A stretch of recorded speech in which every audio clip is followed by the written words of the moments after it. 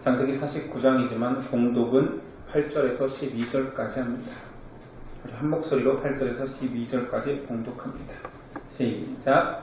유다야, 너는 네 형제의 찬송이 될지라. 네 자손이 내 원수의 목을 잡을 것이요 네 아버지의 아들들이 내 앞에 절하리로다. 유다는 사자 새끼로다. 내 아들아, 너는 움킨 것을 찢고 올라갔도다. 그가 엎드리고 웅크림이 수사자 같고 암사자 같으니 누가 그를 범할 수 있으랴. 규가 유다를 떠나지 아니하며 동치자의 지팡이가 그 발 사이에서 떠나지 아니하기를 실로가 오시기까지 이르리니 그에게 모든 백성이 복종하리로다. 그의 나귀를 포도나무에 매며 그의 암나귀 새끼를 아름다운 포도나무에 맬 것이며 또 그 옷을 포도주에 빨며 그의 복장을 포도주에 빨리로다. 그의 눈은 포도주로 인하여 붉겠고 그의 이는 우유로 말미암아 기리로다. 아멘. 오늘 제목은 축복된 인생이란 제목으로 오늘 나누겠습니다. 지난 시간에는 요셉의 두 아들 므낫세와 에브라임을 야곱이 자신의 양자로 삼고 축복하는 내용이 등장했습니다. 오늘은 그 손자들의 축복 내용에 이어 야곱 자신들의 자녀, 아들들을 축복하는 내용을 담고 있습니다. 이 축복 내용이 단순히 야곱이 늙어가며 마지막으로 남기는 유언 또는 덕담이라면 결코 성경 말씀에 들어올 이유가 없을 것입니다. 야곱의 그 자녀들을 향한 축복이 후대에 그리고 지금 우리에게까지 주시는 메시지가 있기에 그리고 그 예언이 어떻게 구속사적으로 성취되었는지를 담고 있기에 성경 말씀이 된 것입니다. 야곱은 단순히 자기 아들들을 축복했는지도 모릅니다. 그러나 그 모든 축복의 내용들은 하나님의 메시지를 근거로 하여서 축복하였고 구속사적으로 그 예언들은 성취되었고 우리는 그 내용을 이해하여서 하나님의 메시지를 알아야 됩니다. 근데 축복 내용은 이제 첫째 아들 르우벤부터 시작될 텐데 근데 그 르우벤부터 나오는 그 내용이 축복이라고 말했는데 결코 축복 같지가 않습니다. 3절 이하입니다. 르우벤아, 너는 내 장자요 내 능력이요 내 기력의 시작이라. 위풍이 월등하고 권능이 탁월하다마는 물의 끓음 같았은즉 너는 탁월하지 못하리니 네가 아버지의 침상에 올라 더럽혔음이로다. 그가 내 침상에 올랐었도다. 르우벤은 실제로 탁월했나 봅니다. 먼저 이렇게 시작합니다. 너는 내 장자다. 장자답다 또는 내 능력이다. 위풍이 월등하고 권능이 탁월하다. 이런 말 이해되십니까? 그러니까 뛰어나다, 놀랍다 이런 묘사를 굉장히 문학적으로 표현한 것 같아요. 근데 그 유능함이 그를 오히려 발목을 잡습니다. 절망의 자리에 남게 했지요. 우린 르우벤의 사건을 알고 있습니다. 자기 어머니와 같은 서모와 간통을 했지요. 빌하와 간통을 했습니다. 그 결과로 아버지의 침상을 더럽힌 정말 폐륜아가 되었습니다. 그러니까 축복의 메시지라고 오늘 축복하노라 했는데 축복이 아니라 저주와 같습니다. 유능한 자들이 그 유능함에 실제로 얼마나 많은 죄를 지어왔고 여러분 주변과 제 주변에서도 가장 탁월한 자들이 교회 안에서 실수하고 죄짓는 것들을 봐오지 않았습니까? 또한 계속 이어지는 시므온과 레위의 내용도 결코 축복 같지는 않습니다. 5절 이하죠. 시므온과 레위는 형제요 그들의 칼은 폭력의 도구로다. 내 혼아 그들의 모의에 상관하지 말지어다. 내 영광아 그들의 집회에 참여하지 말지어다. 그들이 그들의 분노대로 사람을 죽이고 그들의 혈기대로 소의 발목 힘줄을 끊었음이로다. 그 노여움이 혹독하니 저주를 받을 것이요 분기가 맹렬하니 저주를 받을 것이라. 내가 그들을 야곱 중에서 나누며 이스라엘 중에서 흩으리로다. 이게 어떻게 어느 부분이 축복이란 말입니까? 야곱은 평생 형에게 쫓겨 다니다가 드디어 고향으로 내려가서 형과 화목을 이루었을 때 하나님께 약속을 했었지요. 베델로 가서 하나님의 예배초소를 짓고 살겠습니다 했는데 세겜으로 갔습니다. 거기서 정착했다가 무슨 일이 일어났습니까? 유일한 딸이었던 디나가 하몰의 아들 세겜 추장에게 강간을 당합니다. 세겜이 디나를 사모하여서 야곱에게 청하지요. 강간은 실수했지만 딸을 주십시오. 결혼합시다. 야곱은 이방인과 우리는 합하여 지낼 수 없으니 너희가 만약에 할례를 행한다라면 여호와 신앙을 인정하는 사람으로 들어온다라면 우리와 하나 될 수 있을 것이다 했을 때 그들이 기꺼이 전부 다 온 백성이 할례를 시행했습니다. 이때 디나의 오라버니 시므온과 레위가 그들이 할례를 행하고 가장 고통스러운 시간대를 급습하여서 세겜 민족을 멸절했지요. 그 내용이 오늘 축복 아닌 저주 같은 내용으로 5절에서 7절까지 나온 것입니다. 야곱은 축복이라고 했고 야곱은 뒤에 분명히 그의 분량대로 축복했노라 했는데 르우벤, 시므온, 레위 어디에 축복의 말씀이 있단 말입니까? 하나님의 메시지를 받아 그들에게 예언 겸 축복한 그 내용들이 결코 축복 같지 않은 내용 무엇을 담고 있을까요? 요즘 사회에서 가장 사실 핫 이슈가 되는 것은 한 여인이 남편을 처참하게 전 남편을 처참하게 살해하고 그의 시신을 유기한 내용입니다. 사람들이 더 놀랍고 분노하는 이유는 그 여인의 의연함 때문이지요. 어떻게 그렇게 처참한 일을 행하고도 일상에서 아무 일 없다는 듯이 살아낼 수 있을까?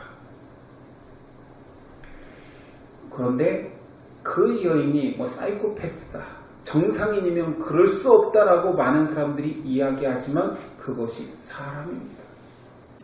오늘 르우벤, 시므온, 레위는 특별히 악독하거나 특별히 너무나 정욕적이어서 이런 일들을 벌였다고. 물론 현대인의 도덕관념 속에서는 있을 수 없는 일, 절대 그렇지 않을 거라고 확신하는 일들이죠. 내가 그럴 수는 없다라고 할 수 있는 일들이겠지요. 그러나 성경이 계속 말하는 것은 너는 죄인이다. 창세기에서 계속 등장하는 모든 사람들, 첫사람 아담 때부터 피할 수 없는 죄인이다. 너는 스스로 죄를 택하고 하나님으로부터 멀어질 수밖에 없는 자이다. 이것을 고발하고 있지 않습니까? 야곱은 축복의 자리에서까지 자기의 귀한 아들들을 저주하고 싶었던 것이 아니라 아들들의 실체를, 사람의 실체를 드러낸 것입니다. 이것이 어떻게 축복이 되냐고요? 결과를 알면 축복인 거지.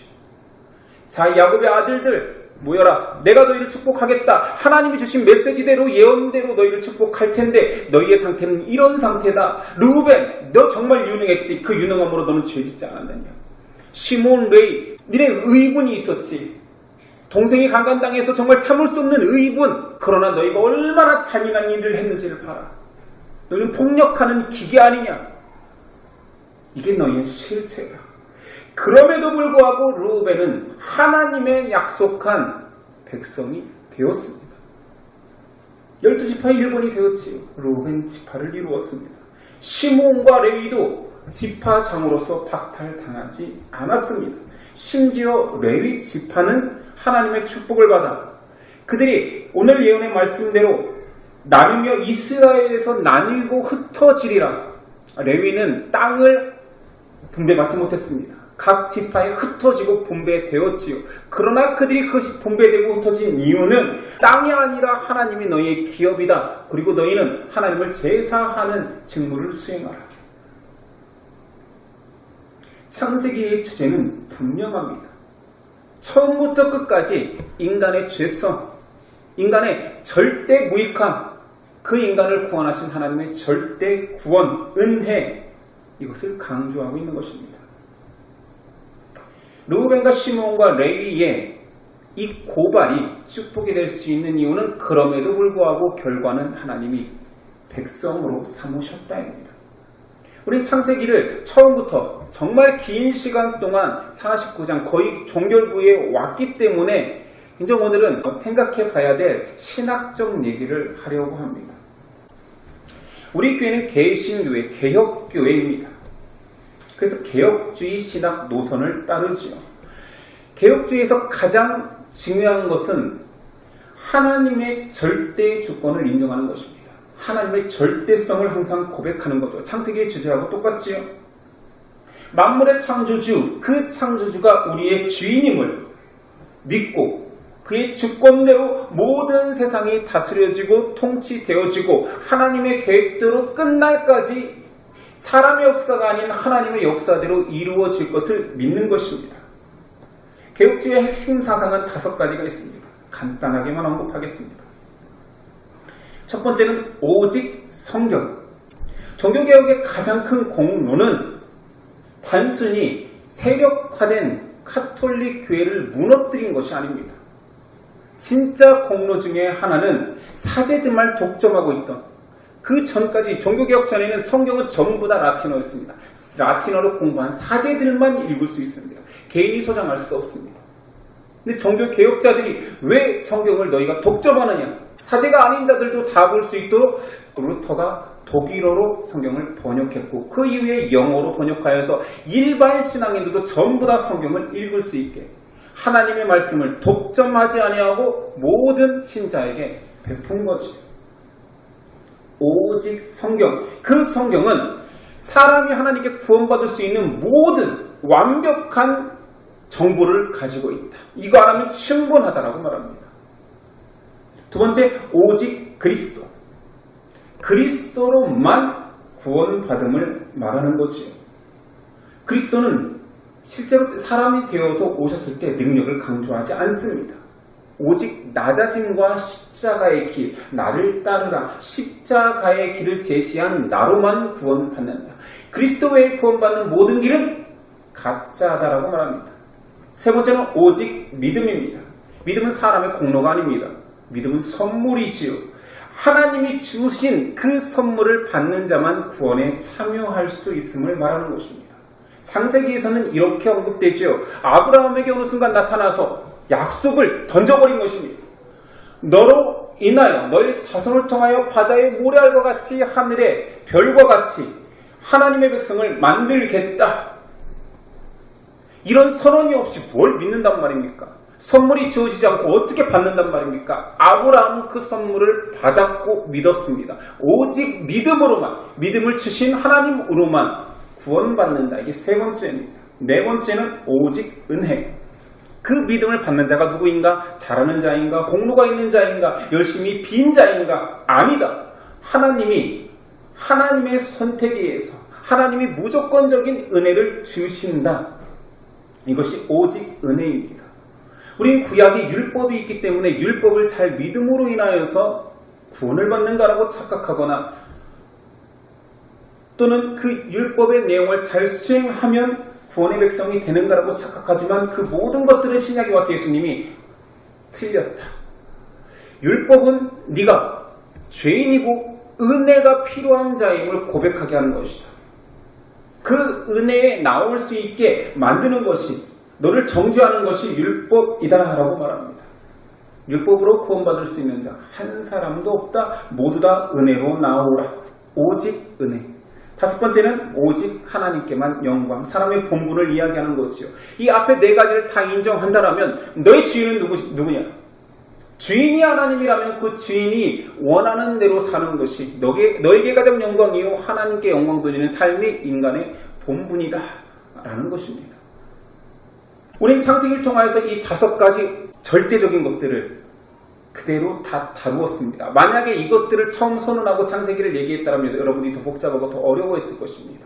근데 이 5가지가 결코 어렵지 않은 것은 창세기에서 다 다뤘거든요. 창세기 이런 내용들이 그 5가지 오직 성경, 오직 그리스도, 오직 믿음, 오직 은혜, 오직 하나님께만 영광의 내용을 다 다뤘기 때문에 그러네 라고 말할 수 있습니다.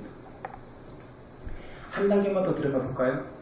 5가지 오직 말고 우리는 창세기를 구원의 여정이라고 했습니다.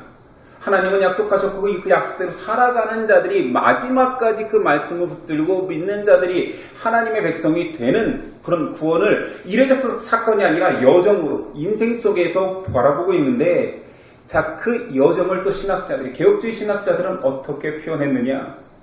또 5가지입니다. 튤립의 앞글자로 표현합니다. 첫 번째는 구원의 여정 속에 인간의 전적 타, 완전한 타. 그래서 영어가 필요하겠죠. 튤립이니까 첫 번째 T죠. Total Depravity. 전적 타락. 성경은 로마서 3장 10절 이하에 이 전적 타락을 말합니다. 기록된 바 의인은 없나니 하나도 없으며 깨닫는 자도 없고 하나님을 찾는 자도 없고 다 치우쳐 함께 무익하게 되고 선을 행하는 자 없나니 하나도 없도다. 아담 때부터 사람은 하나님의 동산 안에, 하나님의 은혜를 누릴 수 있는 동산 안에 넣어놓아도 죄를 찾아갑니다. 죄를 택합니다. 하나님부터 멀어집니다. 그리고 멀어진 그 죄로부터 하나님 앞에 멀어진 그들은 다시 하나님께 돌아갈 수 있느냐? 없다. 하나님을 찾아갈 능력 자체를 완전히 상실한 사람의 상태. 오늘 르우벤과 시몬과 레위, 은혜 받을 수조차, 아니 은혜가 무엇인지 찾아갈 마음조차 없는 그런 전적 타락의 존재가 인간입니다. 야곱이 아들을 저주한 내용이 아닙니다. 너희가 그런 존재 아니냐. 어쩌면 야곱은 아들들의 일들을 이야기하면서 내가 그런 존재였지라고 생각했는지도 모릅니다. 두 번째는 무조건적 선택입니다. 튤립의 U 부분이지요. Unconditional election. 이것은 사람이 선택한 길이 아닙니다. 하나님의 무조건적인 선택에 의해서 구원이 이루어집니다. 우리의 공로 아니라는 거지요. 하나님이 창세전부터, 창세전이라는 태초라는 의미를 여러분들은 기억할 것입니다. 태초는 세상이 만들어지는 그 시점이 아니라 그보다 더 전 시간입니다. 하나님의 존재 가운데에서 사람을 위한 어떠한 일들, 사람을 만들고 사람을 통하여서 마지막에 이들과 함께 아름다운 새하늘과 새 땅이라는 재창조의 마지막까지 다 계획되는 그 태초. 그 태초부터 무조건적인 선택이 있었다는 거지. 이것을 만약에 창세기를 다루지 않고 이 내용을 딱 설명하면 뭔 소리야? 태초는 뭐고 그 전 태초는 뭐고 처음은 뭐야? 그리고 마지막 재창조? 이게 뭔 소리야? 창조가 뭐고 재창조가 뭐야? 물론 1년 넘게 창세기를 설명했었고 지금 이 부분을 처음 듣는 것처럼 여기는 사람도 있습니다. 표정이 그래요. 듣긴 들었어. 확인한 거야? 뭐지? 로마서 9장 19절이야. 이 사람아 네가 누구에게 감히 하나님께 반문하느냐? 지음을 받은 물건이 지은 자에게 어찌 나를 이같이 만들었느냐 말하겠느냐? 토기장이가 진흙 한 덩이로 하나는 귀 있을 그릇을 하나는 천 있을 그릇을 만들 권한이 없느냐? 만일 하나님이 그의 진노를 보이시고 그의 능력을 알게 하고자 하사 멸하기로 준비된 진노의 그릇을 오래 참으심으로 관용하시고 또한 영광 받으시기로 예비하신 바 긍휼의 그릇에 대하여 그 영광의 풍성함을 알게 하고자 하셨을지라도 무슨 말을 하리요? 토기장이 비유 알잖아요. 토기장이가 흙을 빚어서 이거는 귀 있을 그릇을 만들어야겠다, 천 있을 그릇을 만들어야겠다, 심지어 이건 깨뜨리고 이것은 사용해야겠다 한들 너희가 무슨 상관을 할 수 있겠느냐. 굉장히 비인격적으로 느껴지죠. 이것이 바로 무조건적인 선택. 귀 있을 그릇은 내가 쓰겠다, 만들겠다. 나는 그것을 만들기 위해서 처음부터 계획하였다. 유다가 왜 선택되었냐고요? 뒤에 다루겠지만 무조건적인 하나님의 선택. 세 번째, 튤립의 L 부분입니다. Limited Atonement. 제한된 속죄라는 거죠. 이 부분을 가장 많은 사람들이 헷갈려합니다. 그리스도께서 이 땅에 오실 때에는 온 세상을 구원해낼 것이다. 실제로 많은 신학 사도들 중에도 그리스도께서는 교회 다니건 다니지 않건 온 세상을 다 구원해 내셨다. 이게 완벽한 구원이다. 지옥은 없다. 그런데 개혁주의 노선에서는 제한된 속죄라는 거예요. 모두 다 구원받지 못합니다. 요한복음 17장 9절이야. 내가 그들을 위하여 비옵나니 예수님 마지막 날 대제사장적 기도 내용입니다. 내가 비옵는 것은 세상을 위함이 아니요 내게 주신 자들을 위함이니이다. 그들은 아버지의 것이로소이다. 내 것은 다 아버지의 것이요 아버지의 것은 다 내 것이온데 내가 그들로 말미암아 영광을 받았나이다. 예수님은 세상을 위함이 아니다. 아버지께서 나에게 허락한 내 것. 제한된 속죄. 네 번째는 무저항적 은혜. Irresistible Grace입니다. 무저항적 은혜. 하나님의 선택은 우리가 거절합니다. 저는 교회 안 다니렵니다. 되는 문제가 아닙니다.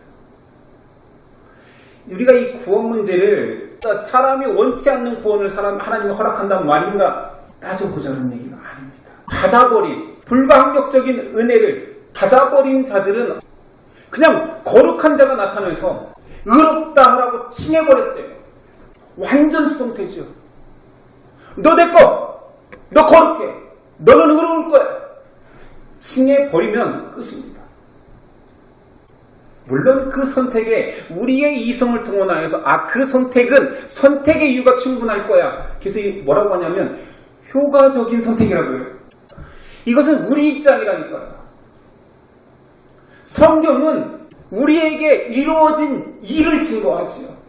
아브라함이 왜 아브라함 태초에 믿음의 조상이 되었냐고요? 하나님이 택하셔서. 그가 원했냐고요? 그의 원함은 중요하지 않다니까요. 그걸 다루지 않았어요. 아브라함하고 누군가 인터뷰하지 않았어요. 네가 다 진짜 원했냐? 간절히 원했냐? 성경은 그것을 말하지 않습니다. 왜냐하면 하나님의 선택이 더 강력하기 때문에. 그게 더 힘이 세다 이런 개념이 아니라 완벽하기 때문에. 이런 것들을 다 이해하고 내 구원을 아는 것과 한번 믿어볼까? 교회 다녀볼까? 다녀보니 뭐 천국 가겠지? 전혀 다르다는 것입니다. 제가 이 신학적 내용들을 여러분하고 강조하는 것은 왜 이것이 2000년 신학 동안 완성되어지고 이것이 그렇게 중요하고 이것 때문에 목숨을 기꺼이 내놓은 사람들이 존재했느냐. 이것이 진리를 가장 확실히 설명한 내용이기 때문인 거죠. 이것들을 몰라도 하나님 믿는데 지장 없지 않습니까? 교회 생활 잘하는데 지장이 없을 것 같은데. 그런데 예수님을 잘 알고 싶어하는 자, 하나님께 영광 돌리는 것들이 무엇인지를 더 정확히 알고 내 인생을 주께 드리고 싶은 자에게는 이게 너무너무 필요한 것들이에요. 너무너무. 사람이 전쟁을 치르더라도 전쟁의 당위성이라는 게 필요합니다. 그렇죠? 큰 일을 하려면 더 큰 당위성이 필요해요. 그래야 사람들을 모을 수 있죠. 흩어뜨리지 않고 정말 자기를 희생시키고 죽음까지 감안하고 처자식도 버리고 전쟁에 참여하는 것처럼 당위성이 필요합니다. 명분이라고도 하죠. 더 큰 일은 더 큰 명분을 요구합니다. 우리가 큰 믿음으로 살기 위해서는 성경에서 만들어 놓은 2000년 역사 성경을 더 잘 알고 싶다, 더 잘 알고 싶다, 더 잘 알아서 우리가 어떻게 살아야 되느냐, 더 하나님께 영광 돌리는 삶을 살고 싶다 한다면 이 믿음의 가치를 알아야 됩니다. 이 얘기하려고 사실은 49장 1년 넘게 지금 달려온 거예요. 다섯 번째입니다. 성도의 인내. Perseverance of Saints. 앞에 있는 모든 것들을 인정한다라면 뭘 그리 열심히 하려고 하지 말고 참으라는 거죠. 하나님이 다 할 테니. 거기서 나오는 말이 오늘 찬양에도 너무나 많이 등장했던 하나님의 성실입니다. 네가 하는 거 아니야. 하나님이 한다. 너는 기다려. 내가 다 한다. 하나님의 약속 성취가 아브라함이 한 게 있습니까? 이삭이 한 게 있습니까? 야곱, 그 성실한 요셉이 한 게 있습니까? 아니요. 하나님이 다 하십니다. 이것을 인정하는 것, 이것을 알고 신앙하는 것이 바른 신앙생활입니다. 뭔가 내가 좀 해준다라고 깝죽대지 않습니다. 하나님이 사람의 교만을 너무 싫어하는데 이 성도의 인내, 내가 다 할 테니 너는 가만히 있어라. 하나님의 성실이 너의 성실을 압도할 것이다. 비교할 수 없다. 내가 한다라는 것들을 인정하고 열심히 내는 거와 이것들을 모른 채 뭔가 내 열심히 하나님을 감동시키고 내가 이뻐 보여서 하나님이 선물로 다시 주실 거야. 복으로 주실 거야. 자녀가 형통할 거야. 돈을 벌게 해주실 거야. 이따위로 해석하니까 세상이 보기에도 기독교가 유치한 거예요. 비나이다 비나이다. 산에 가서 들에 가서 큰 나무 앞에서 비는 거하고 기독교가 뭐가 다르단 말이냐 라고 얘기하는 것입니다. 로마서 8장 38절입니다. 내가 확신하노니 사망이나 생명이나 천사들이나 권세자들이나 현재이나 장래이나 능력이나 높음이나 깊음이나 다른 어떤 피조물이라도 우리를 우리 주 그리스도 예수 안에 있는 하나님의 사랑에서 끊을 수 없느니라. 안 끊어지니 그냥 인내하라. 기다려라. 믿어라. 개혁주의 신앙에서 가장 그래서 성도에게 와 닿고 성도를 교화하기 위해서 만든 것이 웨스터민스터 소요리 대유리 문답입니다. 동의 1번의 질문은 이것입니다. 사람의 제일 되는 목적은 무엇입니까? 답은 우리 다 했잖아요. 지난 여름에.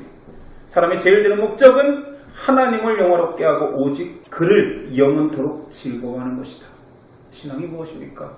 네가 사는 이유가 무엇이냐라고 물으면 저 자식 잘 키우고 열심히 살아서 사회에 기여 그런 거 아닙니다.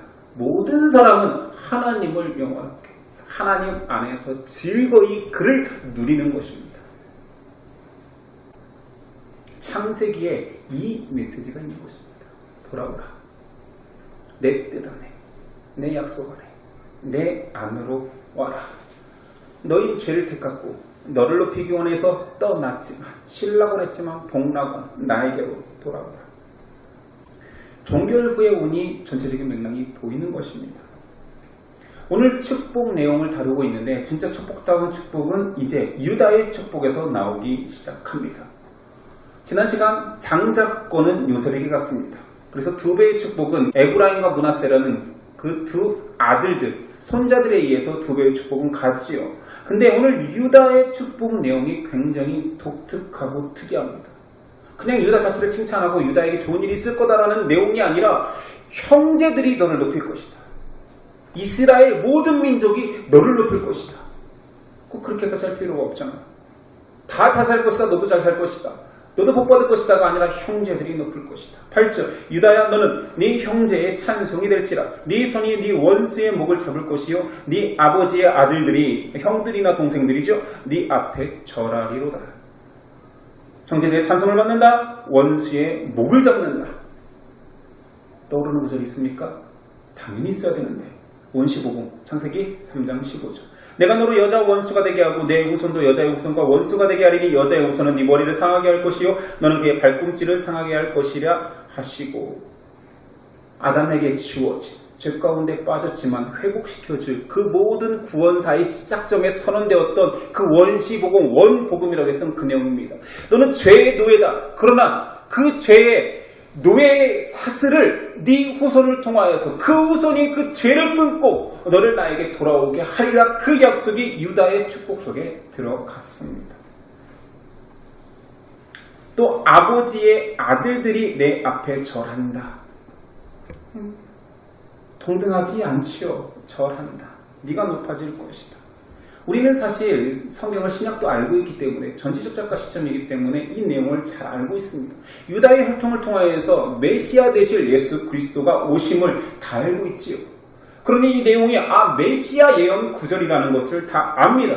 계시록 5장 5절 성경의 마지막 책에서자 장로 중에 한 사람이 내게 말하되 울지 말라. 유대지파 사자 다윗의 뿌리가 이겼으니 그 두루마리와 그 일곱인을 떼시라 하더라. 다윗의 자손, 다윗이 유다지파. 유다지파의 후손 다윗의 후손으로 오실 그 메시아께서 마지막 날 하나님의 인이 붙은 그 메시지를 읽을 자 누구랴 했을 때 그가 떼시리라. 그가 재창조의 완성자로 오시리라. 창세기부터 시작된 그 구원의 여정이 요한계시록 마지막 때까지 처음부터 후손을 통한 구원. 그 유다지파 다윗의 후손이 모든 것을 이룬다라고 완결되고 있습니다. 그러면서 유다지파 후손을 통한 영원한 왕대심의 내용들이 9절 이하에 나오니 유다는 새끼 사자로다. 내 아들아 너는 움킨 것을 찢고 올라갔도다. 그가 엎드리고 웅크림이 수사자 같고 암사자 같으니 누가 그를 범할 수 있으랴. 규. 여기서 나오는 규는요. 현대인들은 잘 모르지요. 또 개혁 한글의 예전의 성경은 홀이라고 돼 있었어요. 근데 다행히도 지금도 그런지 모르겠어요. 미스 코리아 1등하면 봉 하나 주잖아요. 그겁니다. 그거. 그 미스 코리아 없었으면 어쩔 뻔했어. 성경 해석을 못해. 이해를 못 시켜요. 규, 홀 그겁니다. 왕의 상징. 그냥 지휘봉인 거예요. 기후가 유다를 떠나지 아니하며 통치자의 지팡이가 그 발 사이에서 떠나지 아니하기를 실로가 오시기까지 이르리니 그에게 모든 백성이 복종하리로다. 그래서 가장 어려운 단어는 실로입니다. 쉴이라는 갈대아어에서는 그 유래가 후손입니다. 그러니까 유다야 후손이 올 때야지만이 그 통치자가 오면 모든 것이 완성된다라는 표현이죠. 이 후손으로 해석한 사람도 칼빈입니다.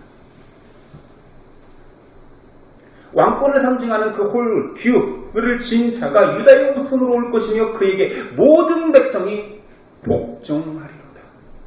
단순히 동생들이 복종할 것이다가 아니라 이제 모든 백성이 그의 후손이 왕 될 때 모든 백성이 복종하리로다. 메시아 그리스도에 대한 예언이죠. 11절 그의 나귀를 포도나무에 매며 그의 암나귀 새끼를 아름다운 포도나무에 맬 것이며 또 그 옷을 포도주에 빨며 그의 복장을 포도주에 빨리로다. 그의 눈은 포도주로 인하여 붉겠고 그의 이는 우유로 말미암아 희리로다. 포도주 나귀 계속 등장하는 건 무엇입니까? 말은 전쟁을 상징합니다. 힘으로 전쟁으로 이기면 개선 장군이 말을 타고 입성하지요. 나귀를 타고 온 황당한 그 일이 예수님이 하신 일이잖아요. 나귀는 평화의 상징입니다. 그리고 그가 와서 계속 강조하는 포도주로 빨고 포도주를 먹고 포도주로 눈이 붉고 온통 포도주에 빠져있는 것은 성경 전체 구약에서 포도주는 풍요의 상징입니다. 그 후손 유다의 후손이 오시면 평화의 왕으로 올 거며 너희는 진정한 풍요를 누리게 될 것이다. 장자권이 요셉에게 주어졌으니까 예수님도 요셉의 후손으로 오시는 것이 에브라임이나 므낫세 지파로 오는 것이 적당할 것 같은데 왜 유다였을까요? 첫째는 이렇게 발음을 표현합니다. 앞에 신학적으로 이야기했던 unconditional election, 무조건적 선택. 하나님의 선택이 유다였죠. 그것은 충분하지만 우리에게 힌트를 갖는다라면 우리는 어찌됐든 적용하고 이해해야 뭔가를 좀 움직이는 사람들이니까. 유다는 애굽에 두 번의 여행이 있었죠. 두 번째 여행에서는 야곱이 반대했죠. 베냐민까지 죽이려 하느냐. 이때 유다가 자신의 생명을 담보로 베냐민을 데리고 가기로 설득해냅니다. 그리고 실제로 요셉에게 와서 요셉의 함정에 빠져 베냐민의 은잔 사건 때문에 베냐민이 종이 되는 그 시점에서 유다가 내가 대신 베냐민 대신 종이 되겠습니다. 자청했습니다. 이런 유다의 모습이 두 가지를 생각할 수 있습니다.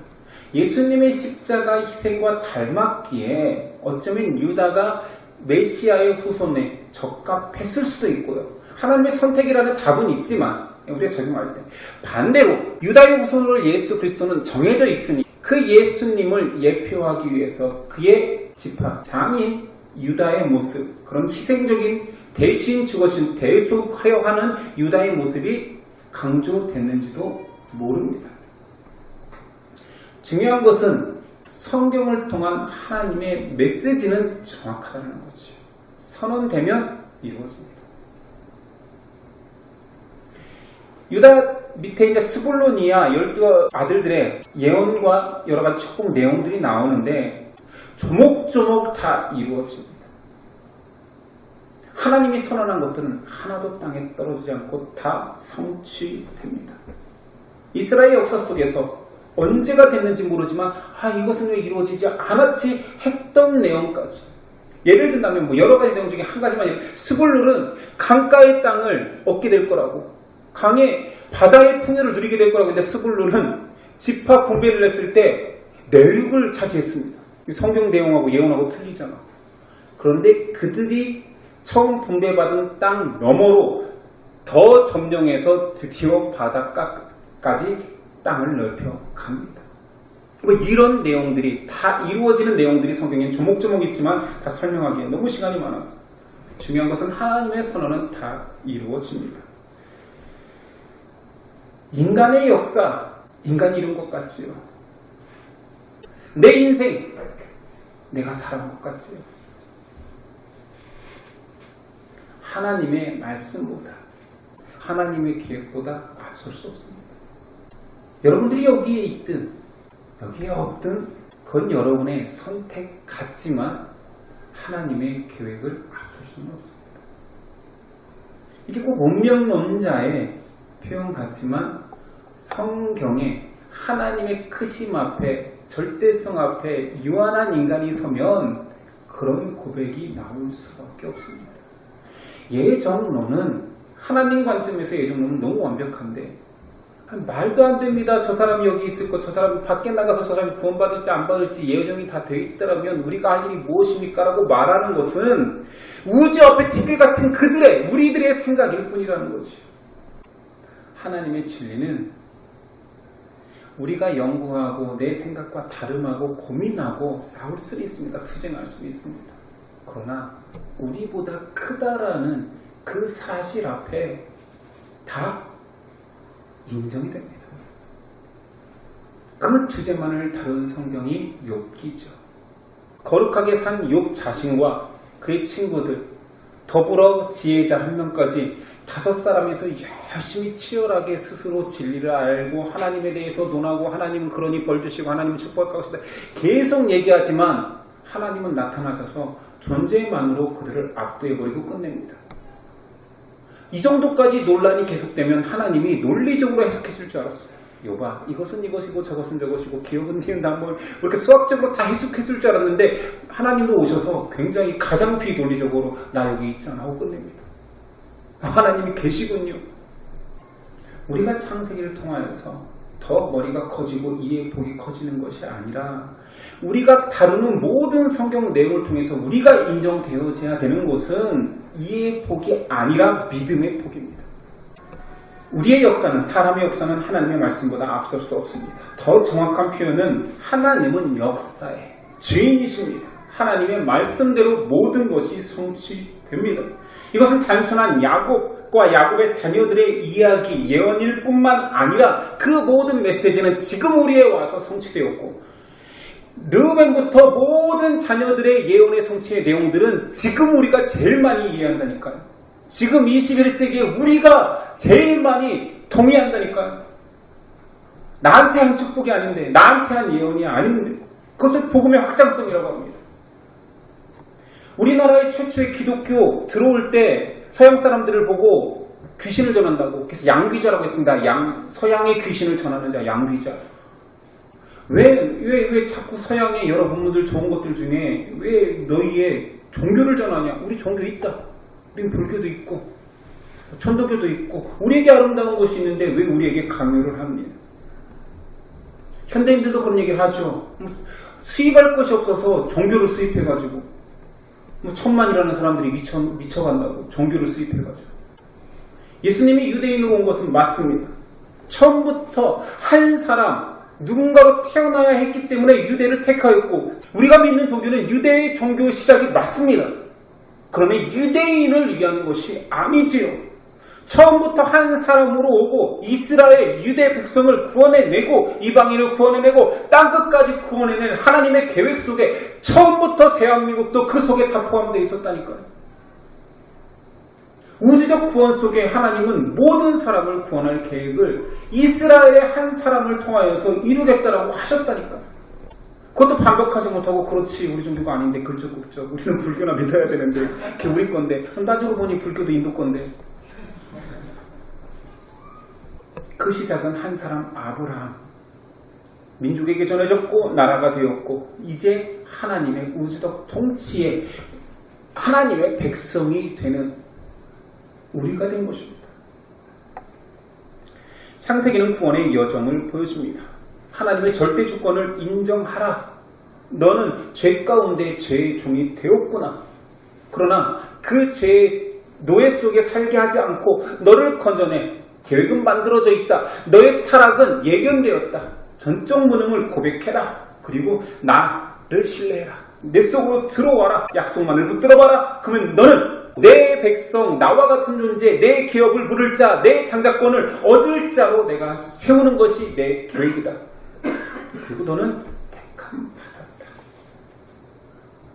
이것이 앞에 설명한 전적 타락에서부터 사람의 끝까지 기다려야 될 인내까지 다 포함하고 있는 것입니다. 현대교회는 세속화됐다는 말은 너무나 많이 쓰는 말입니다. 그 세속화의 시작은 무엇입니까? 단순히 돈입니까? 교회가 세속화되기는 그 시점에서의 변화는 절대성을 상실한 것입니다. 하나님의 절대성을 믿지 않고 사람의 상대성을 의지하는 거죠.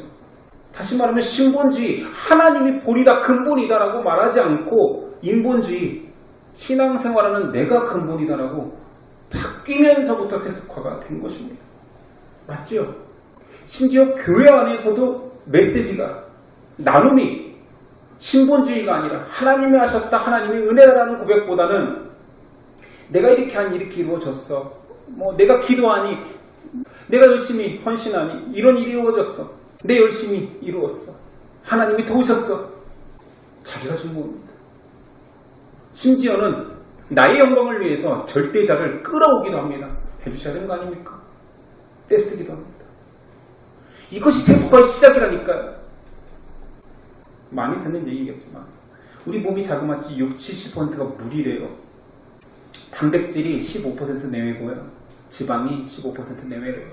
무기질은 5% 정도며 탄수화물은 1%. 이게 사람을 규정하는 성분입니다. 동물도 거의 비슷하지. 사람과 동물이 다른 것은 이성 정도입니다. 이성. 그러나 이성을 가진 사람이 구성성분은 동물하고 똑같은 그 인간이 자연이라는 생태계 속에서 동물보다 낫습니까? 낫다라고 말할 수 있나요? 그런 동물과 하등의 차이가 없는 그런 우리, 얄팍한 이성 조금 있는 우리가 기독교에서는 뭐라고 하느냐? 하나님의 자녀라고 합니다. 하나님의 계획 속에 들어와 버리면 너도 신이라. 재창조의 그 계획대 완성될 때에 나와 같은 자가 되리라. 우리가 부활체가 될 때에는 지금의 내가 아니라니까요. 우리가 아니라니까요. 지금의 인생은 허상에 불과하다니까요. 우리가 영원히 산 부활체가 되었을 때, 재창조의 완성형태가 되었을 때는 우리가 아닙니다.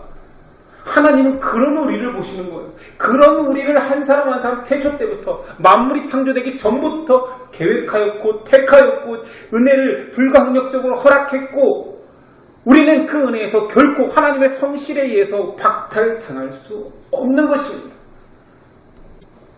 성경 1권은 창조의 이야기입니다. 성경 마지막 66권은 요한계시록은 재창조의 완성의 이야기입니다. 그 모든 내용이 우리의 여정이라니까요. 우리의 삶이라니까요. 내가 어떻게 재창조에 완성되어서 마지막 때에는 지금 우리가 보는 모든 가시적인 것들은 사라지고 하늘도 새 하늘이 되고 땅도 새 땅이 되고 거룩한 성 예루살렘은 새 예루살렘이 되고 우리도 하나님의 새 백성이 된다. 이것이 인간을 만든 이유다. 너를 택한 이유다. 내 백성 야곱아, 르우벤아, 시므온아, 유다야, 내가 너를 태초부터 계획해서 인도해 내 구원의 계획이다. 49장 마지막은 허무하게도 그냥 야곱이 죽습니다. 야곱은 좀 허탈했을 수도 있겠지만 믿음으로 뭘 꿈꿨을까요? 그가 그대로 고백합니다. 야곱이 아들에게 명하기를 마치고 그 발을 침상에 모으고 숨을 거두니, 여기까지는 그냥 일생입니다. 끝이지만 그의 백성에게로 돌아갔더라. 이것은 다 죽음을 맞이한 그 선조들의 곁으로 갔다는 의미가 아닙니다. 하나님의 백성의 반열에 들어갔다라는, 그 계획의 완성 속에 들어갔다라는 말입니다. 모든 인간이 죽습니다. 창세기는 안 죽는다고 말하지 않습니다. 다 죽습니다. 아브라함도 죽었습니다. 이삭도 죽었습니다. 야곱도 죽고 요셉도 50장에 가면 또 죽습니다. 4대 6장이 다 죽음으로 끝납니다. 그런데 그게 끝이 아니라는 거지. 우린 계시록 끝에서 먼저 죽은 자들의 부활을 목도합니다. 그리고 하나님의 계획이 완성되는 그날 죽음을 맛보지 않은 자들의 부활 승천을 이야기합니다. 우리 지난주 암송의 내용이 요한일서 2장 15, 16절 이 내용입니다. 이 세상이나 세상에 있는 것들을 사랑하지 말라. 누구든지 세상을 사랑하면 아버지 사랑이 그 안에 있지 아니하니 이는 세상에 있는 모든 것이 육신의 정욕, 안목의 정욕, 이생의 자랑이니 다 아버지께로부터 온 것이 아니요 세상으로부터 온 것이라. 인생을 산다고 너희가 추구해받고 열심히 해봤자 이거 다 아니냐? 육신의 정욕, 안목의 정욕, 이생의 자랑에서 벗어나는 거 있느냐? 그게 너희가 열심히 한 것이다. 그러나 다음 절이 오늘 메시지의 결론입니다. 이 세상도 그 정욕도 지나가되 끝나되 오직 하나님의 뜻을 행하는 자는 영원히 거하느니라. 기도하겠습니다. 주님의 계획을 더 선명히 알게 하소서. 태초부터 시작된 하나님의 연륜이, 계획의 신실함이 하나님의 성실로 인하여서 나에게까지 미치고 그 모든 하나님의 은혜가 나를 위함이었음을 고백하게 됩니다. 하나님의 뜻을, 그 높이를, 그 좌우폭을, 그 넓이를 다 이해할 수 없지만 더 알아가길 원합니다. 그것은 하나님을 더 높이고 더 찬양하고 하나님 앞에 더 겸손히 나아가기 위함이오니 우리에게 그 믿음을 허락하여 주시옵소서. 죄인으로 시작하여 죽음으로 맞이하는 야곱의 삶이 그러나 하나님의 선택에 의해서 영원한 하나님의 백성이 된 것처럼 지금 나의 무익하고 열심히 내는 것 같은 그 작은 인생이 하나님으로 말미암아 하나님의 상속자, 기업을 이을 자, 하나님의 백성, 하나님을 아버지라고 고백할 그의 자녀가 될 것입니다. 이 은혜를 고백하며 살게 하여 주시옵소서. 예수님의 이름으로 기도드립니다. 아멘.